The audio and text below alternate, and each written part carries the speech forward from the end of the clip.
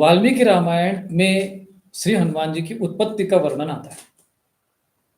तो वो हम इस समय मेरे पास वाल्मीकि रामायण रखी हुई है और वो हम थोड़ा-सा इस विषय पे चर्चा करेंगे और इसी आधार पे तय करेंगे कि हनुमान जी के वास्तविक पिता कौन है, क्योंकि ये प्रमाण है। अब आप इसके बाद जो भी वाल्मीकि रामायण के बाद कि भगवान राम थे, ये बात बताने वाले कौन है? तुलसीदास जी नहीं बताने वाले। तुलसीदास जी के पहले भी सब जानते थे कि भगवान राम थे। जब रामचरितमानस नहीं थी, तुलसीदास जी नहीं थे, उसके पहले भी लोग जानते थे, या तुलसीदास जी ने भी जहाँ से जाना होगा, तो मूल स्रोत कौन-सा ग्रंथ हुआ? मूल स्रोत हुआ आदि काव्य वाल्मीकि रामायण। तो हमें कभी भी जब किसी निर्णय करते हैं, किसी ग्रंथ में कुछ लिखा हो, किसी ग्रंथ में कुछ लिखा हो, तो पहले देखो कि मूल व्यक्ति क्या कर रहा है। जैसे मान लीजिए कि मैंने किसी से कहा कि भाई देखो, एक वाक्य बोल दिया, 10 लोगों को बता दिया। अब 10 लोगों ने दूसरों को बता दिया। अब वाक्य में भेद आ गया कि नहीं, स्वामी जी ने ये कहा था, स्वामी जी ने वो कहा था। तो वो जो जिनको मैंने बताया उनसे लोग कहेंगे, वो कहेंगे कि नहीं स्वामी जी ने ऐसे ही सही कहा था, दूसरा कहेगा नहीं स्वामी जी ने यही कहा था। तो उन सबको फिर मेरे पास आना पड़ेगा। अब मैं बताऊंगा कि मैंने क्या कहा था। तो वाल्मीकि रामायण चाहे रामचरितमानस हुआ या कोई भी अन्य ग्रंथ हुए, उसके बाद वाल्मीकि रामायण के बाद महर्षि व्यास जी ने भी रामायण पे लिखा है। कई प्रकार के रामायण है, सब कुछ है, लेकिन उन सब का मूल स्रोत, मूल आधार जो है वो वाल्मीकि रामायण है। इसी को ही आप प्रमाण मानोगे, क्योंकि मूल प्रमाण जो ये है, जैसे हम लोग मूल प्रमाण वेद को मानते हैं, उपनिषद को मानते हैं, मूल वेदों को ही मानते हैं, उसी प्रकार से इतिहास के मामले में महाभारत को, वाल्मीकि रामायण को प्रमाण माना जाता है। तो वाल्मीकि रामायण के किष्किंधा कांड में वर्णन आता है। किष्किंधा कांड में जब हनुमान जी और सारे सीता माता की खोज करने के लिए पहुंचते हैं, तो जब समुद्र को लांघना होता है, तो सब लोग चर्चा करते हैं कि भाई अब समुद्र में उस पार जाएगा कौन? इतना बड़ा 100 योजन का समुद्र है, कैसे लांघेंगे इसको? तो सब अपनी अपनी बल बताते कि मैं जा तो सकता हूँ, अंगद जी कहते हैं कि वापस नहीं आ सकता। सब अपने अपने बल का बखान करते, हनुमान जी चुपचाप कोने में पड़े रहते हैं। तब फिर उनको जामवंत जी कहते हैं कि हनुमान जी, आपको ये कार्य करना चाहिए, क्योंकि हनुमान जी को थोड़ा सा ऋषियों ने कहा था, क्योंकि उनके बल अधिक बचपन से बल थे, तो उनके सब कमंडल उमंडल उठा के लिए चले जाते थे। तो इसीलिए उन्होंने कहा कि भाई तुम्हारी जो शक्तियाँ है, सिद्धियाँ, उसका विस्मरण हो जाया करेगा। तो उनको विस्मरण हो जाता है, तो उनको स्मरण दिलाना पड़ता है। इसीलिए बजरंग बाण में उनको कहते हैं उठो उठो चलो तो ही राम द्वाई, तो बोली भूत प्रेत पिशाच निशाचर, ये सब बोलना पड़ता है हनुमान जी को। तो हनुमान जी को लगता है अच्छा हाँ, मैं तो इसी के लिए तो बना हूँ, फिर गदा लेके चलते हैं। तो हनुमान जी को बताना पड़ा कि भाई तुम ऐसे हो, तुम्हारे फिर जाम्बवंत जी ने तुम उनकी उत्पत्ति की पूरी कथा सुनाई और ये बताया कि तुम्हारे बचपन में तुमने आकाश में जाकर जो उसमें सूर्य को ही निगल लिया था, इतने तुम बलवान हो और वीरवान हो, कहाँ चुप साध रही बलवाना, तो तुम चुपचाप कोने में बैठे हो। तो उस समय हनुमान जी को उनकी उत्पत्ति की कथा सुनाई है। वो किष्किंधा कांड के 66वें सर्ग में आया हुआ है। षट्षष्टितमः सर्ग, 66वां सर्ग में जाम्बवान का हनुमान जी को उनकी उत्पत्ति कथा का सुनाकर समुद्र लंघन के लिए उत्साहित करना। आप जब ये गीता प्रेस के वाल्मीकि रामायण के 2 खंड आते हैं संस्कृत हिंदी में, तो द्वितीय खंड में आप पढ़ेंगे तो ये 922 वाले पृष्ठ पे दिया हुआ है। तो उत्पत्ति कथा में उन्होंने पूरा ये वर्णन किया है। मैं आपको संक्षेप में समझाता हूँ, फिर एक विषय पर हम चर्चा करेंगे कि कुंजक सला नाम की जो एक अप्सरा रहती है, तो जो उनको किसी कारण श्रापवश जो मानव योनि में आना पड़ता है, और रावण ने भी उनका अपमान कर दिया था स्पर्श आदि करके, तो क्रोधित वो भी थी, तो वो प्रतिशोध देना चाहती थी रावण से। तो वो यहाँ पर अंजनी माता के रूप में उन्होंने जन्म लिया और उनका विवाह केसरी, जो वानर राज केसरी थे, उनसे उनका विवाह हुआ। एक समय वो जो ऐसे उसमें पर्वतों पे जो भ्रमण कर रही थी, तो ऐसे उसने देखा, उसको अनुभव किया। यहाँ पर जो वर्णन आता है वो मैं आपको सुनाता हूँ, थोड़ा सा आप सुन लेंगे तो ठीक रहेगा। एक दिन की बात है, रूप और यौवन से सुशोभित होने वाली अंजना मानवीय स्त्री का शरीर धारण करके, क्योंकि उस समय वानर जो थे वो मानव का शरीर धारण कर सकते थे, वर्षा काल के मेघ की भांति श्याम कांति वाले एक पर्वत शिखर पर विचरण कर रहे थे। उनके अंगों पर रेशमी साड़ी आदि, मतलब उसमें एक उनका वर्णन किया गया। उसके उपरांत वहां पर उन्होंने देखा कि एक जो पवन देव है, उनके जो वस्त्र थे, वो जो है वहां पर हवा चल नहीं रही है, और वो उनके किसी के द्वारा उनके वस्त्रों को हटा दिया गया, यानी उड़ गए उनके वस्त्र। तो उनको लगा कि कोई राक्षस या कोई दुष्ट व्यक्ति है जो मेरा पतिव्रता का जो व्रत है उसको भंग करने का प्रयत्न कर रहे हैं।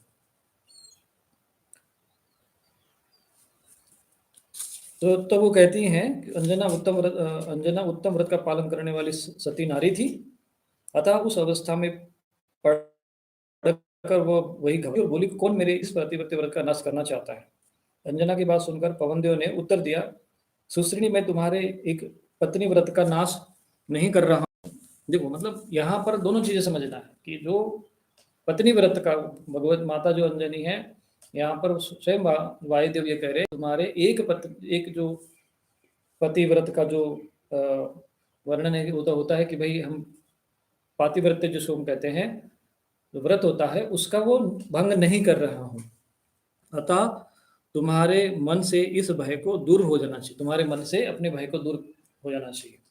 तो पहली बात यहाँ पर वर्णन आता है कि पवन देव जी के मन में उनकी सुंदरता देखकर मन में काम भाव तो उत्पन्न हुआ, लेकिन उनके जो पातिव्रत्य व्रत है उसको उन्होंने भंग करने का प्रयत्न नहीं किया, वो स्वयं कह रहे हैं।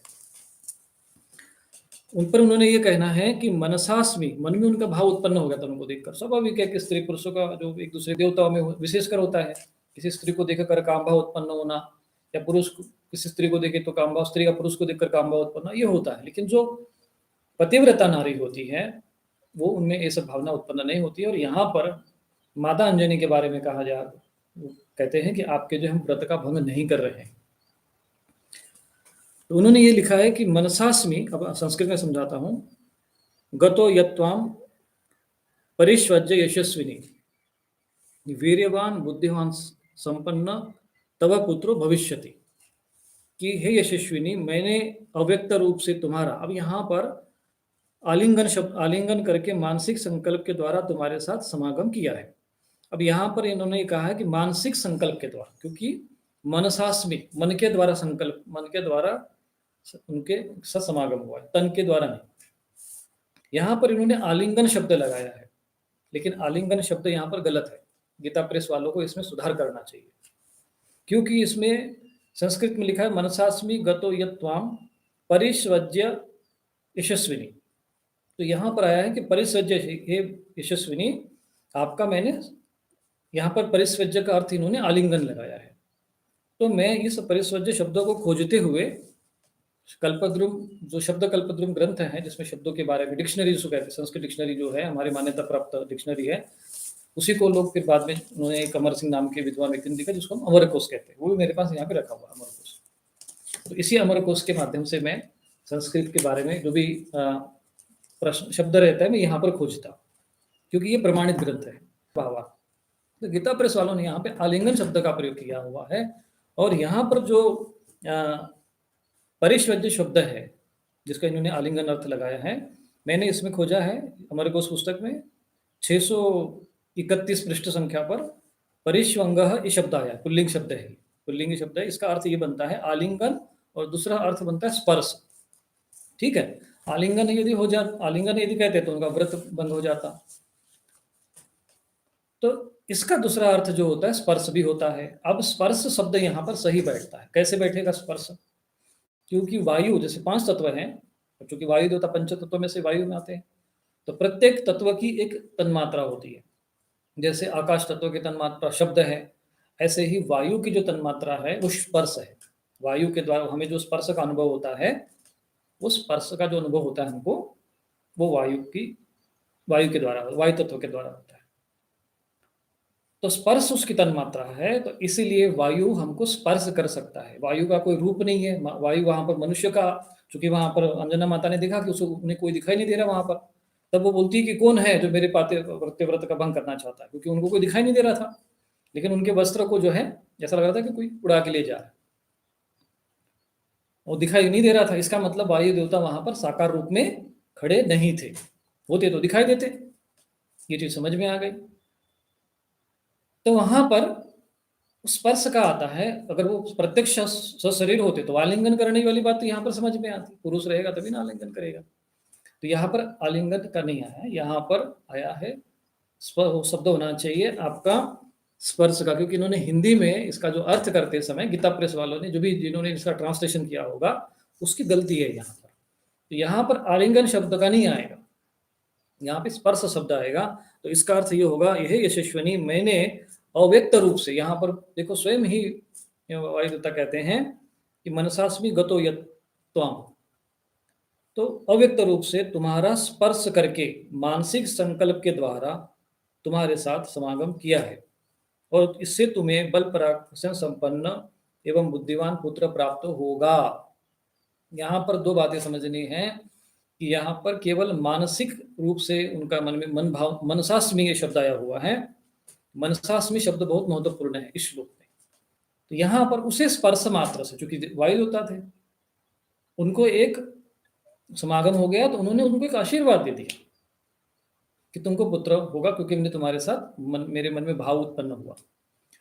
इस विषय में एक कथा कहीं और आती है, मुझे उसका थोड़ा प्रमाण मिल नहीं रहा है। ये भी कहा जाता है कि वायु देवता जो है यहाँ पर आने के पहले भगवान शिव जी ने उनको स्मरण किया था, और अपने जो तेज को उन्होंने वायु देवता को समर्पित किया और कहा कि ये जो है अंजनी माता के उसमें गर्भ में स्थापित करो सूक्ष्म रूप से अब हमारे तेज को। इसलिए भगवान हनुमान जी को भगवान शंकर जी का जो है अवतार माना जाता है, 11वां अवतार माना जाता है, रुद्र अवतार माना जाता है। और चूंकि रुद्रावतार है, ये शब्द प्रसिद्ध है, इसीलिए भगवान शंकर जी के वो अवतार है ही है, अंश है। तो यही कारण है कि वो जो अंश है तो वो किस रूप में हुए, तो ऐसा कहा जाता है, लेकिन अब उसका प्रमाण मुझे उतना मिला नहीं है। लेकिन यहाँ पर हम चूंकि पिता की बात चल रही है, तो बस केवल इतना विषय आपको आपके सामने रख रहे हैं। तो यहाँ पर उन्होंने आशीर्वाद दे दिया, और वो महान, धैर्यवान, महातेजस्वी, महाबली, महापराक्रमी और लांघने और छलांग लगाने में मेरे समान होगा। महाकपे वायुसेना के ऐसा कहने पर तुम्हारी माता प्रसन्न हो गई। महाबाहु वानर श्रेष्ठ, फिर उन्होंने तुम्हें एक गुफा में जन्म दिया।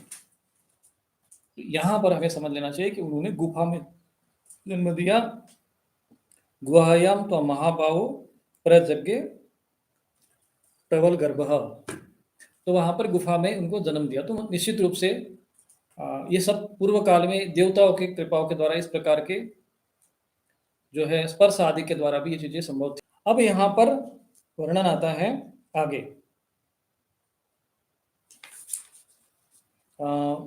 श्लोक आता है इसी में 66 सर्ग में 29वां श्लोक है। अब इस पर चर्चा करते हैं, क्योंकि इसमें वो बात कही गई है कि हनुमान जी के पिता कौन है।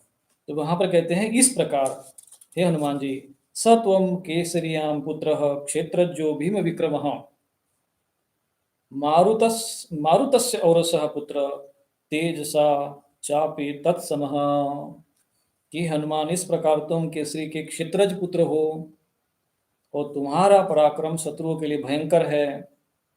क्षेत्रज्यो, क्षेत्रज शब्द आया है, थोड़ा ध्यान देना इस शब्द पर। क्षेत्रज्यो भीम विक्रम मारुतस्य पौरुषः पुत्र, तुम वायुदेव के औरस पुत्र हो, इसलिए तेज की दृष्टि से भी उन्हीं के समान हो। तो यहाँ पर दो प्रकार के पुत्रों का वर्णन हुआ है, एक है क्षेत्रज पुत्र और दूसरे है औरस पुत्र। उन्होंने कहा है कि केसरी जो नंदन है, कि केसरी जो वानरराज केसरी हैं, उनके तुम क्षेत्रज पुत्र हो, क्योंकि अंजनी माता उनकी पत्नी थी तो उनके पिता हो गए। परंतु औरस पुत्र जो हैं वो पवन देव जी के हैं, क्योंकि समागम मानसिक रूप से समागम हुआ है, और ये समागम करते समय उनका जो पतिव्रता जो का जो धर्म है, जो व्रत है, उसका भंग नहीं हुआ है। यहाँ पर वायुदेव जी स्वयं इसके साक्षी दे रहे हैं। तो ये है जैसे पांडवों का जन्म होते समय ऐसे इसी प्रकार से हुआ। तो पांडु उनके क्षेत्रज हुए, और बाकी जो ये देवता रहे वो उनके औरस, जैसे अर्जुन इंद्र से उत्पन्न हुए, तो इंद्र जो है अर्जुन के औरस पिता हुए। तो ये इस प्रकार से ये औरस शब्द क्षेत्रज का अर्थ समझ, कई 12 प्रकार के पुत्रों का वर्णन आता है। 12 प्रकार के पुत्र होते हैं, मनुस्मृति में पढ़ लेना, 12 प्रकार के पुत्रों का वर्णन है, उसमें क्षेत्रज और औरस एक प्रकार के ऐसे। किस किस तरीके के द्वारा कैसे उत्पन्न होगा, तो उसको कौन सा पुत्र माना जाएगा। तो कई ऐसी परिस्थितियां होती हैं जहां पर, अब जैसे वहां पर भगवान शिव जी को अवतार लेना था, तो अपने उन्होंने तेज को वहां पर वायुदेव के माध्यम से सूक्ष्म रूप के द्वारा वहां पर अंजनी के गर्भ में स्थापित कर दिया, इसलिए वो शंकर सुवन कहलाए। सुवन का अर्थ होता है वीर्य, वीर्य का अर्थ तेज होता है। वीर्य का अर्थ जो है वो उस रूप में भी नहीं होता है, वीर्य के भी कई अर्थ होते हैं। वीर्य को बल, पराक्रम को भी वीर्य कहते हैं, और तेज को भी कहते हैं, ओज को भी, वो जो तेज जो है वो कहा जाता है। तो भगवान शंकर का तेज को जो है धारण करना, उसको उसको संवाहन करना, वो साधारण मनुष्य की बात नहीं, तो वो पवन देव जी को कार्य सौंपा गया। और पवन देव जी ने बिना उनके पतिव्रता व्रत का भंग किए मन के द्वारा केवल स्पर्श से उस तेज को अंजनी माता के गर्भ में स्थापित कर दिया, और इससे किसी को आपत्ति नहीं रहती। आज हम लोग क्या है कि हम लोग उस तरह के, हमारी जो मानसिकता है वो बहुत निम्नगामी हो चुकी है, इसलिए हम ये सारे विषय थोड़े से हमारे लटपटे लगते हैं। लेकिन सत्यता ये है कि इसमें किसी प्रकार का दोष, पाप, अधर्म नहीं था, नहीं होता है। जैसे कि पांडवों की उत्पत्ति होती है, तो ये परिस्थितियां जब ऐसी बनती, क्योंकि जो विवाह का जो मूल उद्देश्य होता है वो भोग नहीं है। सनातन धर्म संस्कृति में, हमारे धर्म में विवाह का उद्देश्य जो है वो मूल रूप से है संतान की उत्पत्ति। भोग करना वो उसका मूल उद्देश्य नहीं है। जो मनुष्य के अंदर जो वासना उत्पन्न हो जाती है, उसके कारण जो प्रकृति के द्वारा ये सारा होता है।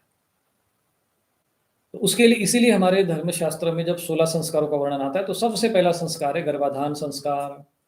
तो आपको गर्भाधान संस्कार के अंतर्गत उत्तम पुत्र की प्राप्ति के लिए, उत्तम आत्मा का आह्वान करने के लिए उस संस्कार के माध्यम से यहाँ पर हुआ। तो ये एक प्रकार से एक हनुमान जी के रूप में दिव्यात्मा का अवतरण करना था, भगवान शंकर जी के तेज के रूप में अवतरण होना था, और ऐसे का अवतार को आना था जो भगवान राम के कार्य को भी सिद्ध कर सके।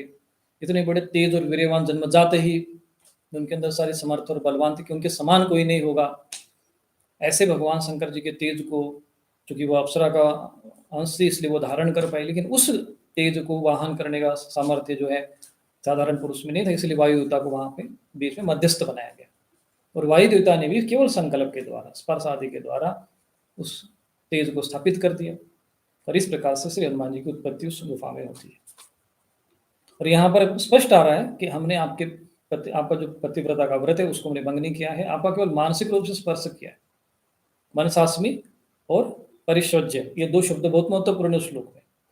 तो इस प्रकार से वो केसरी, जो वानराज केसरी के क्षेत्रज पुत्र हुए, और पवन देव, जो पवन देवता है, वायु देवता है, उनके वो औरस पुत्र हुए श्री हनुमान जी।